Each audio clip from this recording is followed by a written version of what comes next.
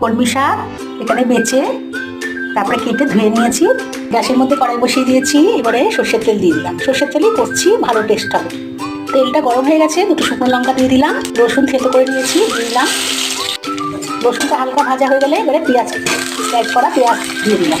দুটো লঙ্কা দিয়ে দিলাম, কাঁচা লঙ্কা। পেঁয়াজটাও ভাজা হয়ে গেছে, এবারে শাকগুলো তুলে দিলাম। পরিমাণ মতন লবণ দিয়ে দিলাম, সামান্য একটু হলুদ দিয়ে দিলাম।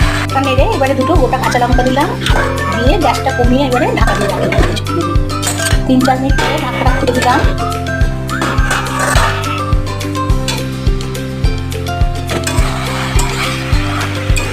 জলটা শুকিয়ে গেছে, শাকটা নরম হয়ে গেছে, ভাজাই প্রায় হয়ে এসেছে। কলমি শাক ভাজা রেডি। আপনারাও এভাবে বানিয়ে নিন, দারুণ টেস্ট হয় খেতে।